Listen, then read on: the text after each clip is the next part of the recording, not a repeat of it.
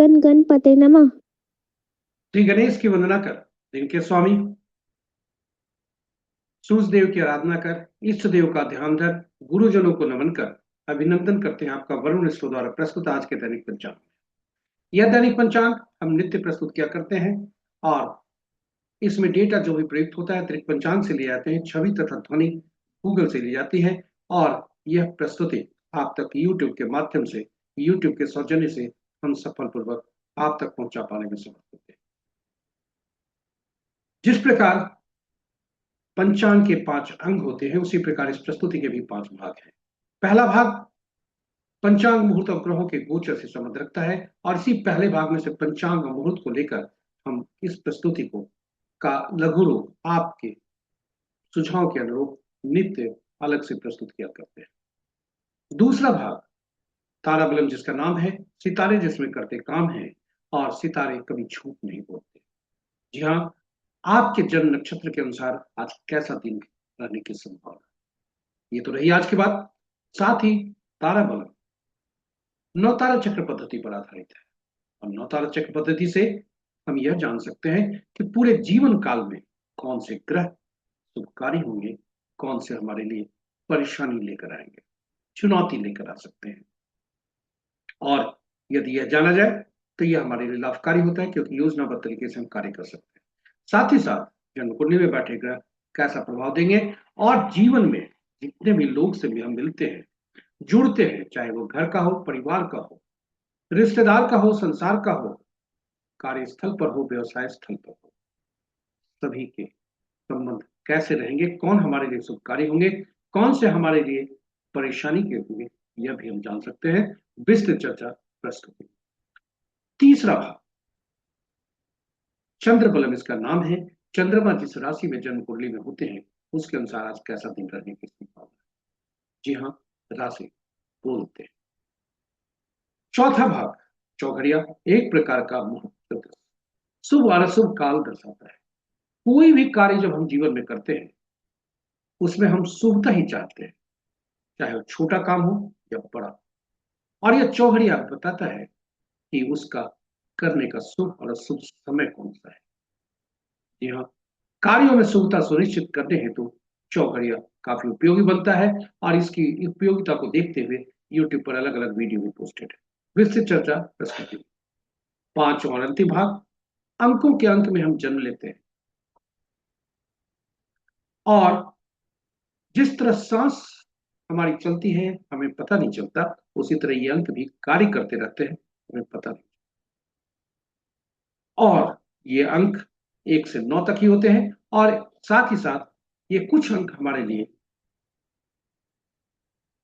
सकारात्मक होते हैं, कुछ नकारात्मक। और इस प्रस्तुति का मुख्य उद्देश्य सभी अंकों को पहचानना, उन्हें समझना, उन्हें जानना और उन्हें सही ढंग से परख कर उपयोग करना, ताकि हमारे जीवन में शुभता ही शुभता प्राप्त हो अंकों से। इसलिए क्योंकि अंक कार्य करते रहते पूरे जीवन काल में और साथ ही साथ अंक बोलते भी हैं।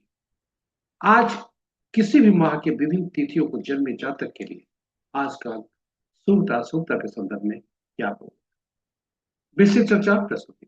इस प्रकार 5 भाग हम आपके लिए लेकर आए हैं, संजो कर लाए हैं, इसे आपके लिए उपयोगी बनाकर लाए हैं। कहीं जाइएगा नहीं, हमारे साथ बने रहेगा आदि से हम।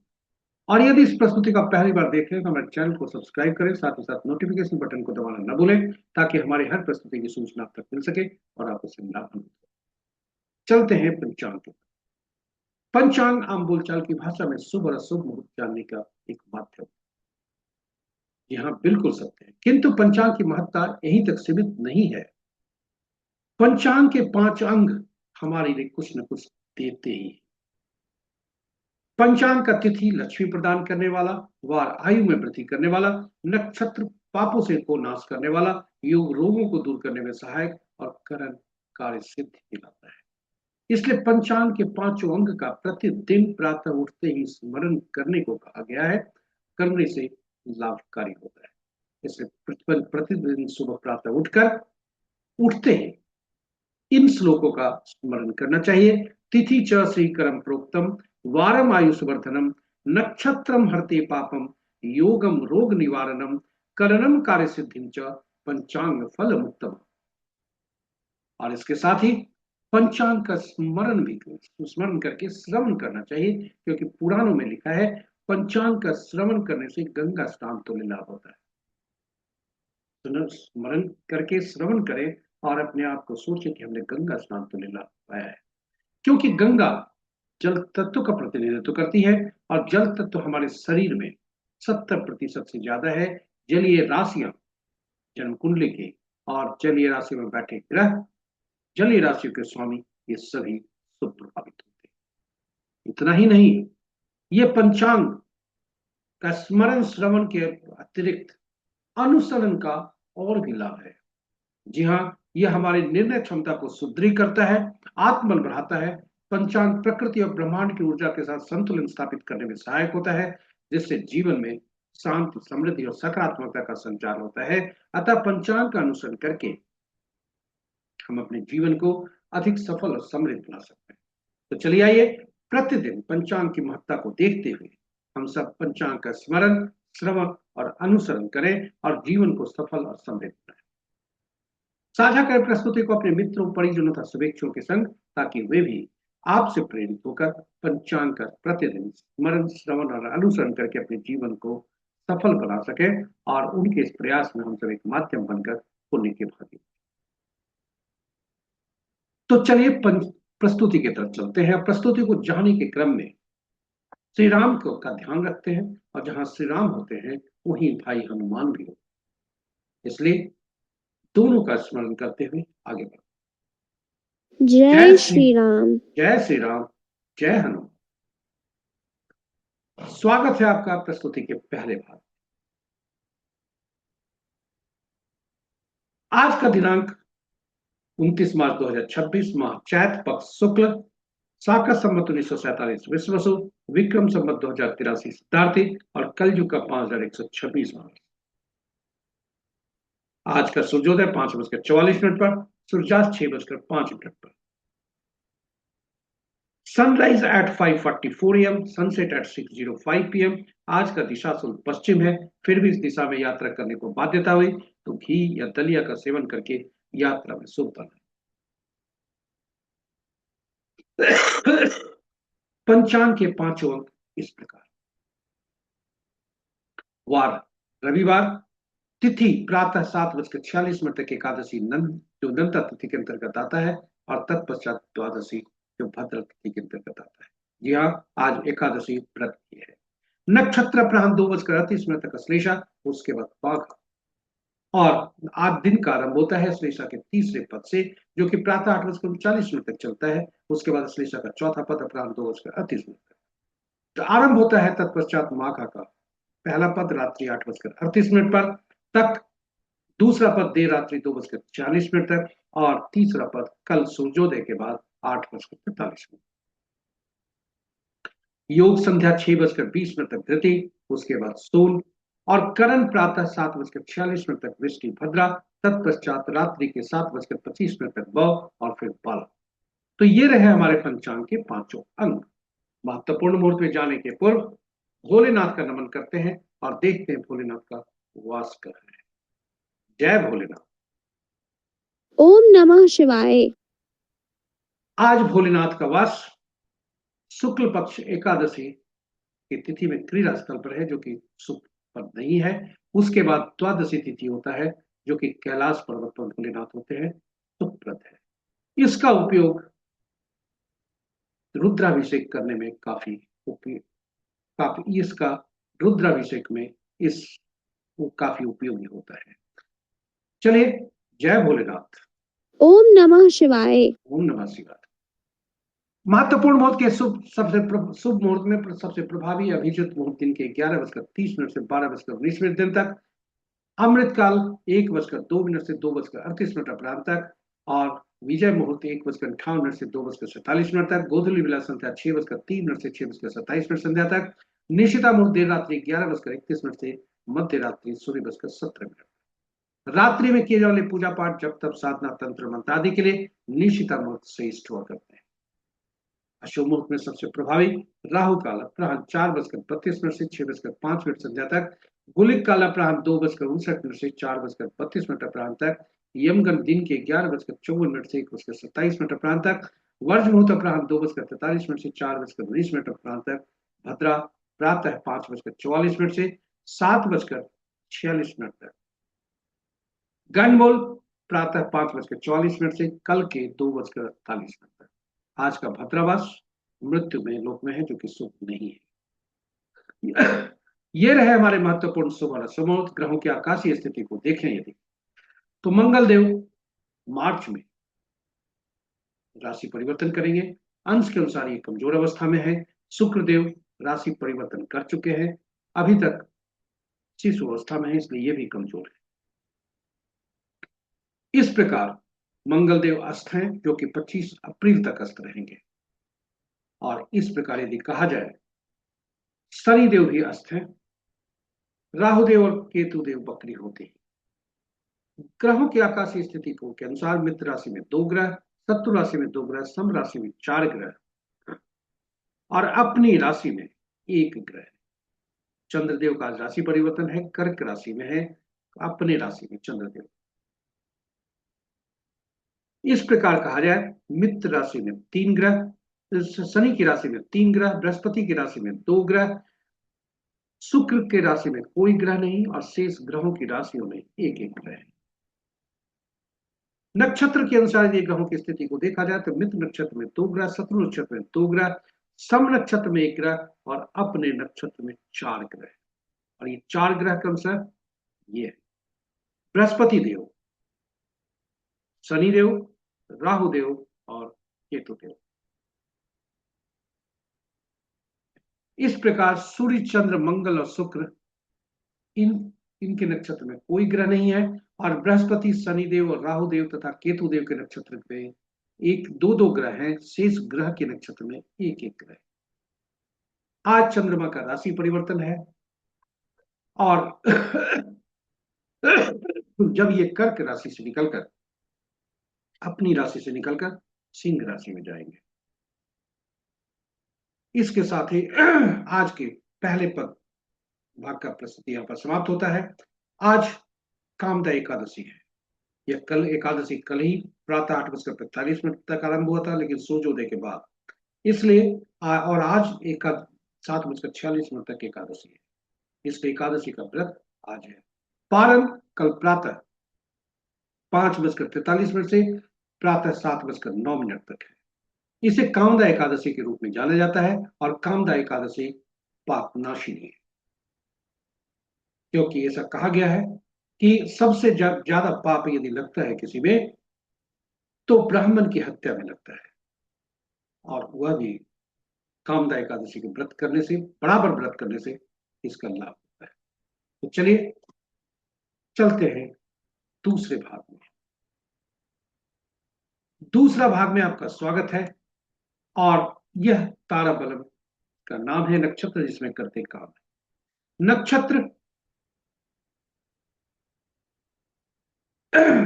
बराबर कार्य करते रहते हैं। जी हाँ, चाहे आप ताराबलम के समक्ष जो नक्षत्रों के नाम है हॉरिजॉन्टली, ये चंद्रमा जिस नक्षत्र में गोचर करने हुआ बताता है, और ताराबलम के समक्ष जो नक्षत्रों के नाम है और वर्टिकली यह हमारे जन्म नक्षत्र के बारे में बताता है। हमें अपने जन्म नक्षत्र को इसमें से चयन करके और आज जहां गोचर कर रहे हैं दोनों का मिलान करते हैं, फल वही होते हैं। कुल 9 तरह के परिणाम होते हैं। ताश का तारा, जन्म तारा, संपत तारा, विपत तारा, क्षेम, प्रत्यरी, साधक, नैधन्य, मित्र या अतिमित्र में हो सकता है। जब भी आज का तारा संपत, क्षेम, साधक, मित्र या अतिमित्र में हो, शुभकारी होता है। जन्म, विपत, प्रत्यरी और नैधन्य तारे अशुभकारी होते हैं। ऐसे में दैनिक कार्य में सावधानी और नए कार्यों का आरंभ नहीं करना चाहिए। साथ ही साथ इन्हें इन अशुभ तारों को शुभ तारों में परिवर्तन करने का जोखिम नहीं लेना चाहिए।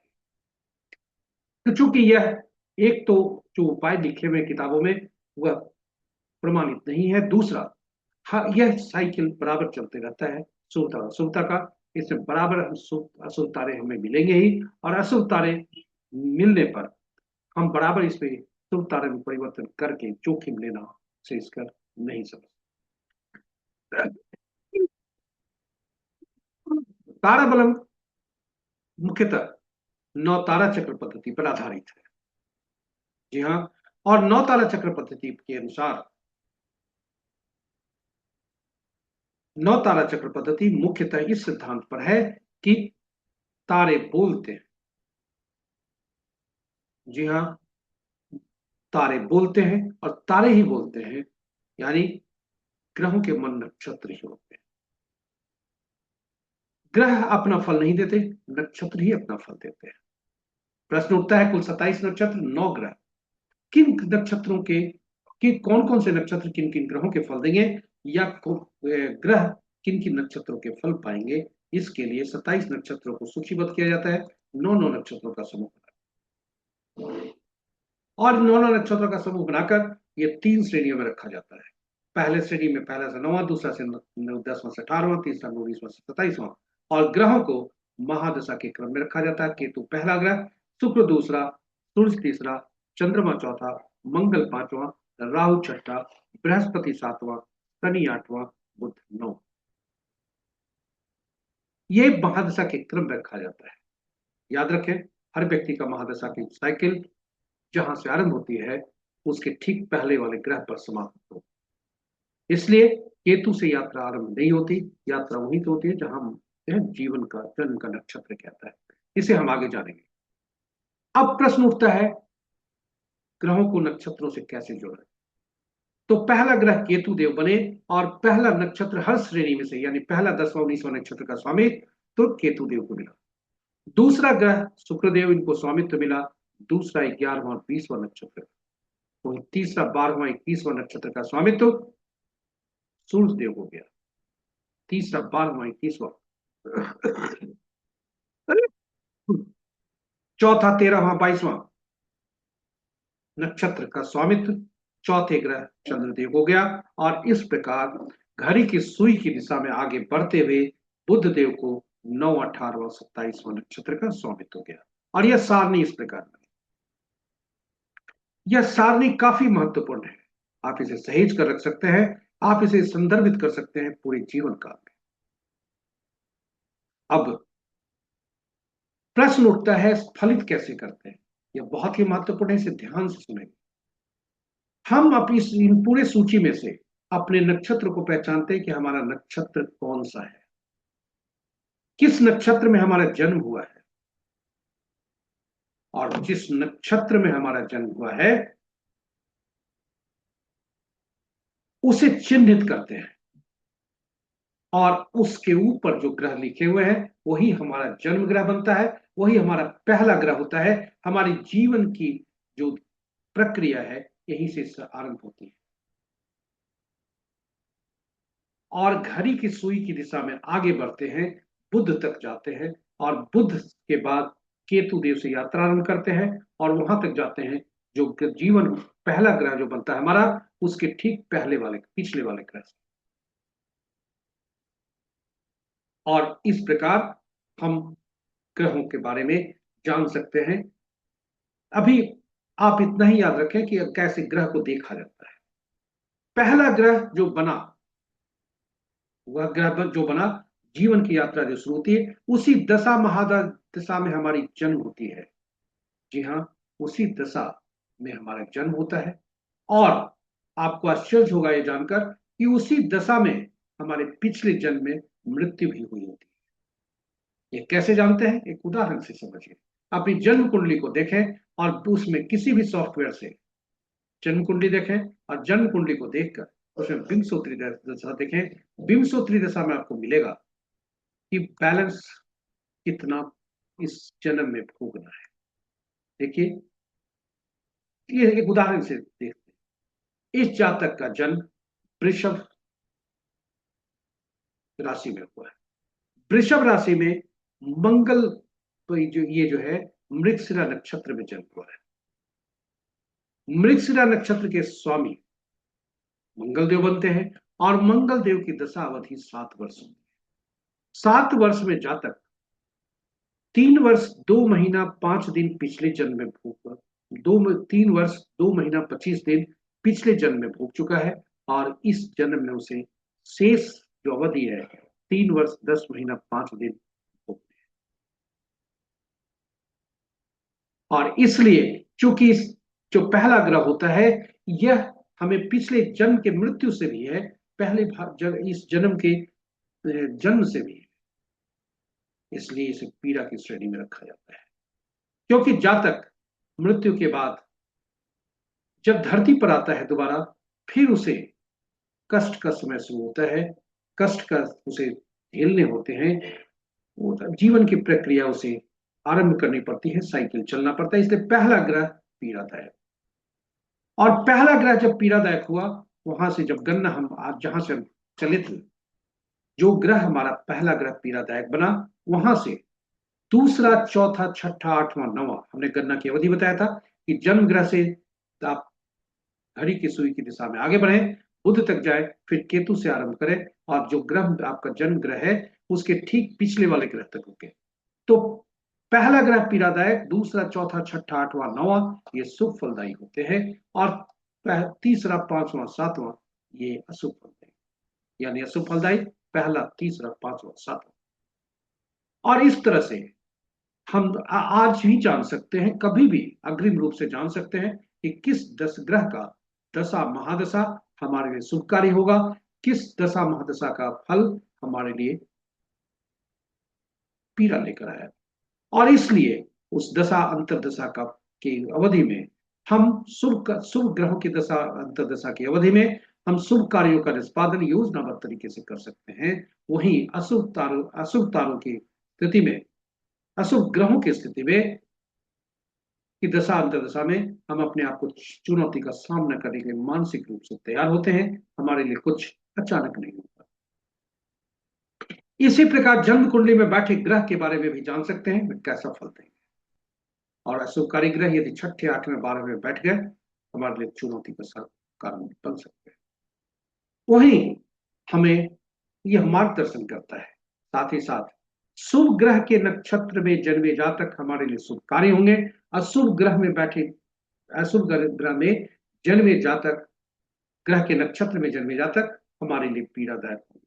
चाहे वह जातक कहीं का भी कोई नहीं हो, ग्रह वह घर का हो, परिवार का हो, रिश्तेदार का हो, संसार का हो, कार्यस्थल का हो, और या व्यवसाय स्थल का हो।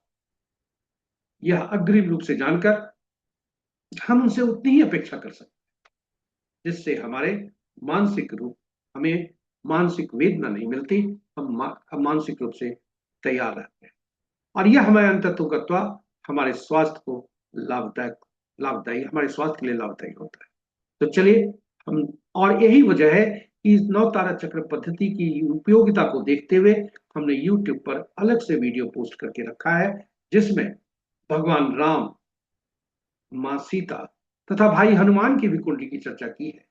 आप उसे देख सकते हैं और लाभान्वित हो सकते हैं, ज्ञान वर्धन कर सकते हैं। तो चलिए इसके साथ ही हम आपको ले चलते हैं वापस तारा बलम पर, और देखते हैं आज के तारे क्या कहते हैं आपके लिए शुभता अशुभता के बारे में।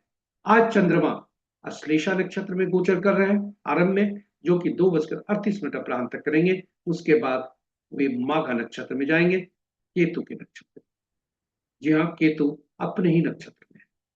और आज का जो दिन है वो यदि कहें तो कृतिका, उत्तरा फाल्गुनी और उत्तराषाढ़ नक्षत्र के जातक के लिए ज्यादा परेशानी के सबब बन सकते हैं, और दूसरा रोहिणी, हस्त और श्रवण।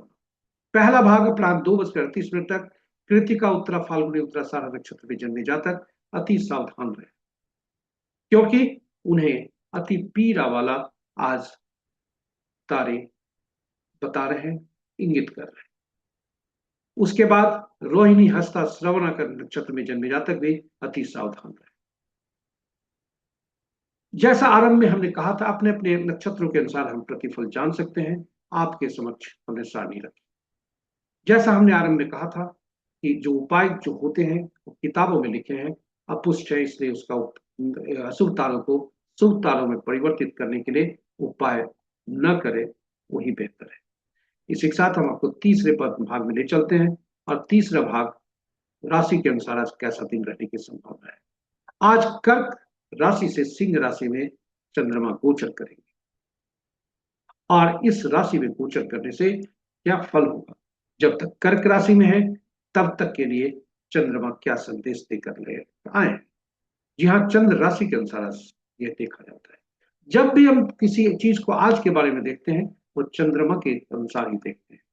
तो आज वृषभ, कर्क, कन्या, तुला, मकर और कुंभ राशि के लिए शुभता के संकेत है। वहीं जब चंद्रमा गोचर करेंगे अपराह्न 2:38 के बाद, तो वह समय सिंह राशि में जाएंगे। तो मिथुन, सिंह, तुला, वृश्चिक, कुंभ और मीन राशि के जातक के लिए शुभता के संकेत है। तो इस प्रकार हम राशियों के अनुसार हम जान सकते हैं। चौथे ये प्रस्तुति पे, चौथे भाग में, जी हाँ, चौघड़िया एक प्रकार का मुहूर्त ज्योतिष, और इस पर हमने अलग से वीडियो भी पोस्ट करके रखा है उपयोगिता के, इसकी उपयोगिता को देखते हुए, क्योंकि कोई भी कार्य जो हम करते हैं उसमें शुभता की अपेक्षा करते हैं, और चौघड़िया में शुभ और शुभ फल कर सकता है। संक्षेप में आपको बता दें कि कुल 8 चौघड़िया दिन के होते हैं, 8 चौघड़िया रात के होते हैं, किंतु इन्हें साप्ताहिक दिनों से जोड़ने के लिए हम के साथ ही चौघड़िया का नामकरण हुआ, और 8वां चौघड़िया वही होता है जो आदि का चौघड़िया होता है, वही अंत का चौघड़िया होता है। यानी जो प्रतिदिन आरंभ का चौघड़िया जो होता है सुबह में, वह वही शाम का चौघड़िया होता है। रात्रि आरंभ का जो चौघड़िया होता है, वही रात्रि समाप्ति पर चौघड़िया होता है। इस प्रकार सब सभी चौघड़िया का संबंध साप्ताहिक दिनों से, और साप्ताहिक दिन शासित होते हैं विभिन्न ग्रहों से। इसलिए सभी चौघड़िया का संबंध 7 ग्रहों से हो गया। 7 ग्रह साप्ताहिक दिनों के, और ये सभी ग्रह विभिन्न कार्य रूप से उपयोगी होते हैं, विभिन्न कार्यों के लिए उपयुक्त होते हैं, विभिन्न फलों के लिए उत्तरदायी होते हैं, फलदायी होते हैं विभिन्न कार्यों के लिए, और विभिन्न कार्यों के लिए अच्छा माना जाता है। इसलिए इनकी उपयोगिता, चौघड़िया की उपयोगिता उसी विभिन्न कार्यों के लिए भी हो जाती है, और चौघड़िया का इसलिए महत्ता बढ़ जाती है। जब भी हम चौघड़िया देखें तो इस सब हमें सुनिश्चित करना चाहिए कि चौघड़िया कहीं अशुभता से अधिव्याप्त तो नहीं है। दिन का चौघड़िया राहु काल, वार बेला और काल बेला से ग्रसित हो सकता है, वही रात्रि का चौघड़िया काल रात्रि से। तो ये चौघड़िया जो होता है, ये चौघड़िया आपके हमारे आपके लिए यह बताता है कि कौन सा अशुभ और शुभ समय है। तो इसलिए चौघड़िया का उपयोगिता हमें देखना चाहिए। अनुभव के आधार पर हमने पाया है कि दिन में सूर्यदेव का प्रभुत्व होता है, इसलिए सूर्यदेव का चौघड़िया सूर्य का प्रभुत्व होता है, इसलिए सूर्यदेव का प्रभुत्व होने के कारण शनि देव, जिनसे शत्रुता रहती है सूर्यदेव की, वे उनका चौघड़िया प्रतिदिन काल बेला से ग्रसित होता है। वहीं रात्रि चंद्रमा का प्रभुत्व, और रात्रि चंद्रमा का प्रभुत्व होने के कारण रात्रि से चंद्रमा से बुध देव नाराज, इसलिए बुध का चौघड़िया प्रति रात काल रात्रि से ग्रसित होता है। और इस प्रकार 2 चौघड़िया प्रतिदिन इस तरह शुभता से व्याप्त होते हैं। शनि का चौघड़िया पापी ग्रह जरूर है शनि, कोई शुभ कार्य नहीं करना चाहिए, लेकिन अशुभता के बावजूद धन, चूंकि शनि कर्म के देवता हैं, धन उपार्जन हेतु की जाने वाली गतिविधियों के लिए लाभदायक है। वही मंगल का चौघड़िया, मंगल क्रूर और निष्कारी होते हैं, कोई भी शुभ कार्य नहीं करना चाहिए इस चौघड़िया में, लेकिन शत्रुहंता के लिए मंगल देव काफी उपयोगी हैं। और आज के जीवन के संदर्भ में शत्रु का हंता का तात्पर्य केवल युद्ध क्षेत्र नहीं है, यह अपितु यह है हमारे हर व्यक्ति के लिए अलग अलग युद्ध क्षेत्र हो सकते हैं। विद्यार्थी के लिए उनका क्लासेस का मार्क्स, अगर कोई नौकरी चाह रहा है, प्रतियोगिता परीक्षा दे रहा है, तो प्रतियोगिता परीक्षा में प्रतियोगी जितने भी हैं सभी शत्रु हो सकते हैं। उसी तरह से यदि कहें हम नौकरी पेशा वाले प्रमोशन के लिए, तो उनके लिए भी प्रतिस्पर्धा, व्यवसाय के लिए भी प्रतिस्पर्धा। इसलिए और इसके अतिरिक्त कोर्ट केसेज आदि, और अंत में रोग, यह भी इस सभी के लिए मंगल शुभकारी हो। और चलिए इसके साथ ही हम आज का चौघड़िया देखते हैं। आज का चौघड़िया क्या कहता है। आज का दिन, सूर्य का दिन, उद्वेग चौघड़िया से दिन आरंभ हुआ है, उद्वेग चौघड़िया से दिन समाप्त हो रहा है।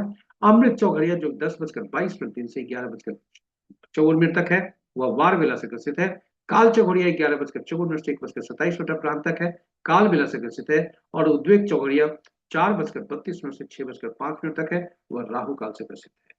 वहीं रात्रि का चौघड़िया लाभ चौघड़िया 1:21 अपराह्न से 2:49 अपराह्न तक है, वो काल रात्रि से ग्रसित है। इस प्रकार ये रहे चौघड़िया। अब आपको ले चलते हैं अंतिम भाग में, अंकों की दुनिया में। अंकों के अंक में हम जन्म लेते हैं, अंक बराबर कार्य करते हैं, अंक का चक्र हमेशा चलते रहता है, और इसलिए अंकों को जिस तरह सांस में हम काम, सांस हमारे हवा लेते रहते हैं, सांस हमारा चलता रहे, उसी तरह से ये अंक भी कार्य करते हैं। और ये अंक मात्र 1 से 9 तक होते हैं। इन अंकों को यदि देखें तो 5वां अंक बहुत महत्वपूर्ण होता है, क्योंकि ये शक्तिशाली होता है, ये संतुलित रखता है अपने से पूर्व और बाद में आने वाले अंकों को। शून्य को गणना में नहीं लेते, और चूंकि अंक ज्योतिष एकल अंक पर काम करता है, इसलिए 2 अंकों या 2 से ज्यादा अंकों का समूह जब भी आता है, उसमें उनमें प्रयुक्त हुए सभी अंकों को जोड़कर एकल अंक में परिवर्तित कर लेते हैं। अंक ज्योतिष का मूल सिद्धांत। शून्य अनिश्चितता को दर्शाता है, इसलिए शून्य को गणना में नहीं।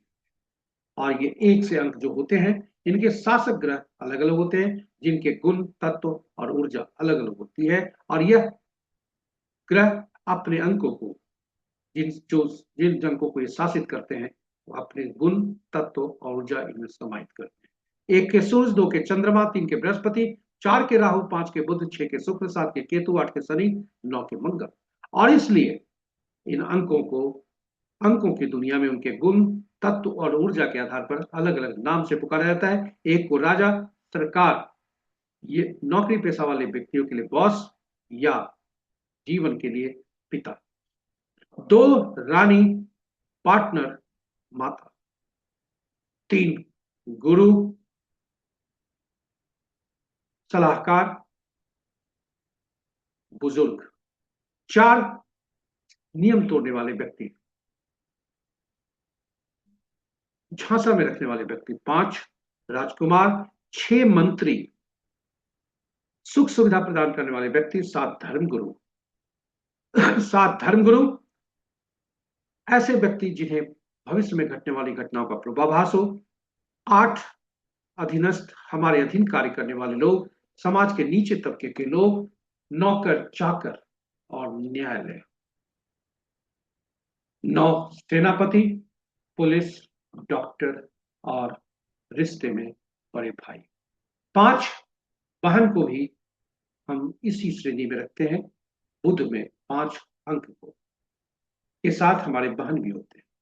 तो ये रहे हमारे अंकों के विभिन्न नाम जो पुकारे जाते हैं। जब हम जन्म लेते हैं तो ईश्वर हमें कुछ अंक उपहार के रूप में देते हैं, और उपहार जन्म तिथि के रूप में आता है, जिसमें तिथि, माह और वर्ष हुआ करते हैं। तिथि और माह 1 अंक या 2 अंकों का भी हो सकता है, वर्ष 4 अंकों का। जी हाँ, वर्ष 4 अंकों का। और तिथि हम खुद होते हैं, इसलिए इसे मूलांक कहा जाता है। बोलचाल की भाषा में इसे ड्राइवर कहा जाता है, और कंडक्टर कहा जाता है भाग्यांक को। तिथि, माह और वर्ष को मिलकर जो बनता है, उसे भाग्यांक कहते हैं। पूरे अंक ज्योतिष में, पूरी अंक ज्योतिष इसी मूलांक और भाग्यांक, ड्राइवर और कंडक्टर पर घूमता है, और इनके रिश्ते पर घूमता है।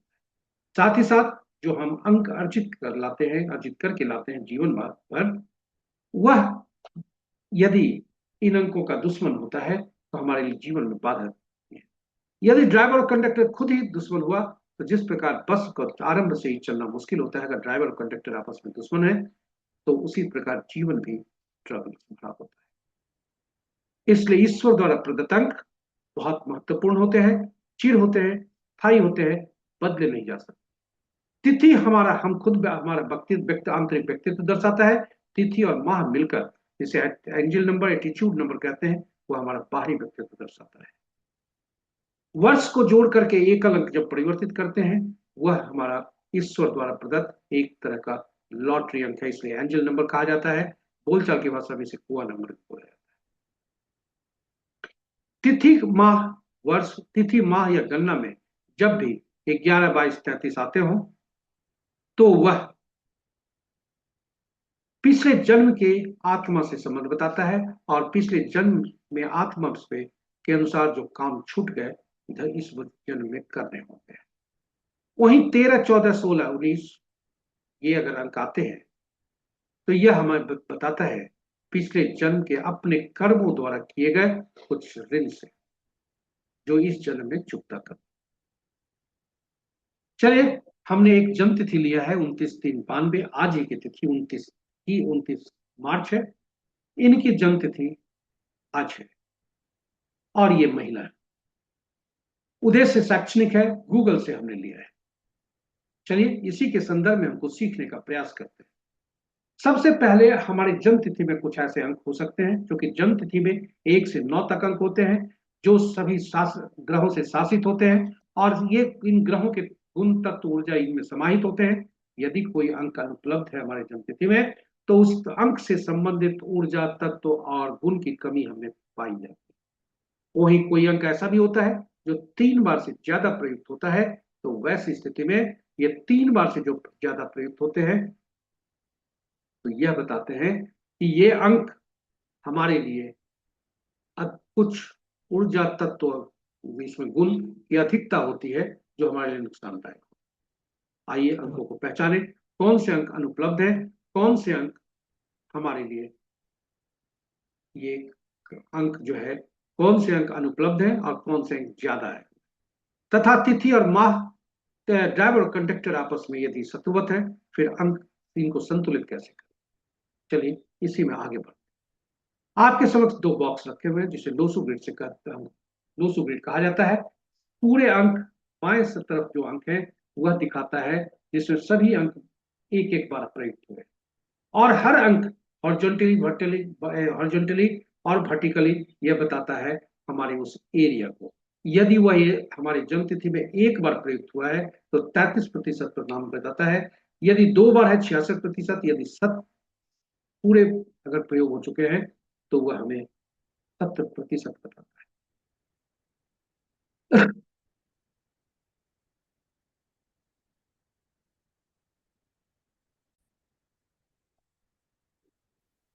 इस प्रकार हम दूसरे भाग में यदि चलते हैं, यदि हम आपको बता रहे थे कि अंक तो यदि 1 बार प्रयुक्त हुए हैं तो 33% परिणाम, 2 बार प्रयुक्त हुए तो 66%, 3 बार प्रयुक्त हुए हैं तो 100%, और यदि 1 बार भी नहीं है तो 0%। चलिए, इस जातिका का देखते हैं क्या परिणाम है। इनके जो अंक हैं, आप देखें सभी 66% 2 बार प्रयुक्त हुए। 4, 5, 6 इनके मिसिंग हैं, जो कि अनुपलब्ध है। साथ ही साथ 9 और 2, ये 2 अंक ऐसे हैं जो इनके लिए घातक परिणाम लेकर के आ रहे हैं। 3 बार इनको प्रयुक्त हो चुके हैं, तो 9 और 2 का तो प्रयोग नहीं कर सकते, और इनका प्रयोग जो कर सकते हैं हम 4, 5, 6, 3, 8, 1, 7, ये प्रयोग इनके लिए हो सकता है। इस प्रकार हम अनुपलब्ध अंक और कौन से अंक इनका प्रयोग हो सकता है, कौन से अंक इन्हें बिल्कुल नहीं प्रयोग करना चाहिए, 9 और 2, क्योंकि ये कई बार आ चुके हैं। साथ ही साथ कुछ अंक और ऐसे भी हो सकते हैं जो प्रतिबंधित इनके हो सकते हैं। ये हो जानना है मूलांक और भाग्यांक का शत्रु से। लेकिन प्रश्न उठता है कि यदि मूलांक और भाग्यांक शत्रु हैं तो इन्हें संतुलित कैसे किया जाए। तो इन्हें संतुलित तब वैसे अंक से किया जाता है जो इन दोनों के मित्र, और वह अंक स्रोत क्या होगा, वह स्रोत होता है ऐसा अंक होना चाहिए, क्योंकि ये अंक जो है ड्राइवर कंडक्टर पूरे जीवन काल के हैं, इसलिए ऐसा स्रोत होना चाहिए जो पूरे जीवन काल में चले। और वह स्रोत मोबाइल से हम प्रयोग करते हैं, तो जब तक मोबाइल का अंक हम यूज करते हैं तब तक होता है। मोबाइल को बंद है, उसकी ऊर्जा नहीं मिलती। गाड़ी वही स्थिति है, उससे सबसे अच्छा होता है नाम, क्योंकि नाम हम जहां भी चलते हैं, घर से निकले, बाहर गए, जहां भी गए, नाम हमारे साथ चलता है। और ईश्वर हमें ये जन्म तिथि देते हैं, और धरती के ईश्वर नाम देते हैं। दोनों का ईश्वर से संबंध है, इसलिए वह वही प्रयोग होता है। और उस नाम को हम ठीक करके, उस नाम को यहाँ पर उसके बैलेंस करके हम ये कर इसमें इसको संतुलित करते हैं, और हर ज्योतिषी अंक ज्योतिषी यही करते हैं। तो नामांक बहुत महत्वपूर्ण है। आप कहेंगे नाम में तो अक्षर होते हैं, अंक कहाँ से आया। तो नाम के जो अक्षर होते हैं उनके अंकीय मूल्य होते हैं। जी हाँ, अल्फाबेट्स जितने भी है उनके अंकीय मूल्य होते हैं, और ये अंकीय मूल्य आपके समक्ष और नाम में प्रयुक्त ये अंक जो अक्षर हैं उनको अंकीय मूल्य में परिवर्तित करके और तब उसे देखा जाता है, उसके उसको जोड़ा जाता है इससे। अब यहाँ पर सबसे पहले हम इस जातिका का, जिनका नाम है शीला मन, मंजुनाथ, ये साउथ इंडियन एक्ट्रेस जिनकी आज जयंती थी। इनका नाम का पहला अक्षर 3 दे रहा है और नामांक 8 दे रहा है। जी हाँ, 8 दे रहा है, याद ये से नोट करें। इनका मूलांक 2, भाग्यांक 8, कुआं नंबर इनका जो है वह 7 है, क्योंकि कुआं नंबर निकाला जाता है वर्ष से। वर्ष के अंकों को एक अंक जोड़ के पुरुष के लिए 11 से उसमें घटाते हैं, महिला के 4 उसमें जोड़ते हैं। तो एंजल नंबर इनका 7, मूलांक 2, भाग्यांक 8, नामांक 8। नाम का पहला शब्द जो होता है वह बहुत ऊर्जा देता है, और उसमें भी पहला अक्षर बहुत ही ऊर्जावान होता है। इसलिए नाम का पहला अक्षर भी हमारे मूलांक और भाग्यांक का शत्रु नहीं होना चाहिए। इसके अतिरिक्त नाम में जो है वॉवेल ज्यादा ऊर्जा देता है, कॉन्सोनेंट कम देता है। वॉवेल अधिक का अंक यदि अधिक अंक देता है तो वह उत्तम होता है, कॉन्सोनेंट ज्यादा होता है तो उत्तम नहीं होता। इसलिए इस जातिका का देखें नामांक हम आरंभ में भी कर चुके हैं। यह शैक्षणिक उद्देश्य है, आप सभी के लिए सीखने के लिए है, न कि भविष्यवाणी करने के लिए, क्योंकि उनको कई और भी अंक कुछ प्रयोग कर सकते हैं जिसका हम उपयोग यहाँ नहीं कर रहे। मोबाइल अंक हो, गाड़ी संख्या हो, मकान संख्या हो आदि, ये इनका एवरेज ये दे रहा है, वॉवेल कॉन्सोनेंट कॉम्बिनेशन। अब इनका नाम का पहला अक्षर 3 और नामांक 8। चलिए दुश्मन अंक को पहचानते हैं। दुश्मन 1 का 8, 2 का 4, 4 6 8 9, 3 का 6, 4 के 8 9 4 2, 5 के कोई नहीं, 6 के 3 9, 7 के 7 9 3, 8 के 1 2 9 4 8 और 9 के 6 4 2 8 9। अब इनका मूलांक 2, मूलांक इनका 2, 2 के शत्रु हैं 4 6 8 9, जो कि भाग्यांक भी है 8, नामांक भी है 8, इसलिए इनका नाम जो है वह शत्रुवत है। इसके अतिरिक्त यदि आपको एक बात और बता दें, हाँ, कि कुछ अंक ऐसे होते हैं जो अपने के ही शत्रु होते हैं, 4 7 8 9, और 8 इनका नामांक पर भी है, और इनका जो कि भाग्यांक का भी शत्रु हो जाता है और इनका मूलांक का भी शत्रु बन जाता है, यह शत्रुवत हो जाता है। इसके लिए ऐसे अंक का प्रयोग करना चाहिए जो दोनों का मित्र हो, और वह मित्र जो हो सकता है एक नहीं हो सकता, क्योंकि एक 8 का शत्रु होता है। 8 के शत्रु जो जो हैं उनको छोड़िए और तब देखिए कि इनके अंक वो होते हैं या नहीं। तो इसमें से 6 अंक भी अगर 8 के अंक को देखा जाए तो कुछ अंक ऐसे हैं, 6 अंक जो कि 2 के शत्रु, इसलिए इनके लिए बेहतर, सबसे बेहतर अंक होता है 5, जो किसी के शत्रु नहीं। 5 अंक इनके लिए संतुलित कर सकता है। इसी तरह से हम अंक, इनका नाम जो है, नाम कहें कि तो नाम का पहला अक्षर 3 दे रहा है, जो कि 2 का भी शत्रु नहीं है और 8 का भी शत्रु नहीं है, इसलिए यह नाम का पहला अक्षर संतुलित है। आपकी सुविधा के लिए हर अक्षर का जो शत्रु, हर अंक का शत्रु अक्षर आपके समक्ष हमने प्रस्तुत किया। तो ये रहे हमारे अंक कार्य करते हैं, और इसके अनुसार हम अपने अंक के बारे में भी जान सकते हैं, पहचान सकते हैं और उनका सही उपयोग कर सकते हैं।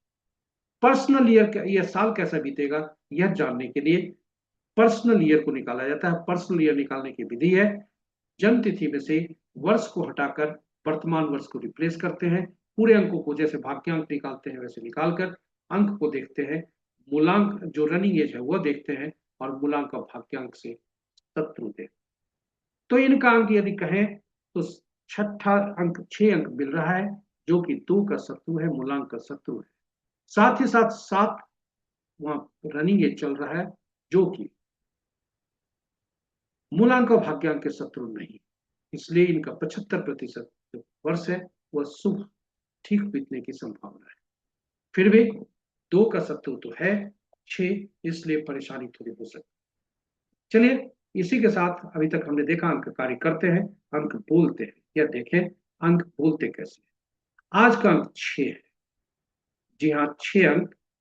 6 शुक्रदेव का प्रतिनिधित्व करते हैं। शुक्रदेव और बृहस्पति देव दोनों ज्ञान के देवता है, ज्ञान के दोनों ग्रह हैं। और शुक्रदेव दानव ग्रुप से बिलोंग करते हैं, जबकि बृहस्पति देव देवता ग्रुप, इसलिए दोनों में शत्रुता बनी रहती है।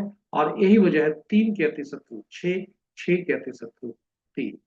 तो आज का दिन जो है, 6 अंक 2 के साथ तटस्थ हैं और 9 के साथ शत्रुवत है। इसलिए आज का 1 10 19 28, 2 11 20 29, 4 13 20 31, 5 14 23, 6 15 24, 7 16 25 और 8 17 26, इन तिथियों को किसी भी माह के जन्म जातक के लिए आज का दिन ठीक जाएगा, उत्तम रहेगा। किंतु 3 12 21 30 को अति सावधान रहने की आवश्यकता है, और 9 18 27 भी इनके लिए कुछ बदनामी आदि न बने हो, वाद विवाद से दूर रहे, इन्हें यही उग्रता से दूर रहे, ये अंक बता रहे, बोल रहे। इसी के साथ हमारी प्रस्तुति यहाँ पर समाप्त होती है। आशा करते हैं पूरी प्रस्तुति आपके लिए ज्ञानवर्धक, रोचक तथा उपयोगी सिद्ध होगी। यदि इस प्रस्तुति को आप पहली बार देख रहे हैं तो हमारे चैनल को सब्सक्राइब करें, साथ ही साथ नोटिफिकेशन बटन को दबाना न भूलें, ताकि हमारे हर प्रस्तुति की सूचना आपको मिल सके और आप उससे लाभान्वित हो सके। और अंत में हम आपसे विदा लें इसके पूर्व, यदि कोई सुझाव आपके मन में आया हो तो इसे साझा करें यूट्यूब के कमेंट बॉक्स में। इसके साथ ही कामना करते हैं ग्रहों के राजा सूर्यदेव से कि उनकी असीम कृपा पर बनी रहे। आज का दिन शुभ हो। जय सूर्यदेव। ओम आदित्याय सूर्याय नमः।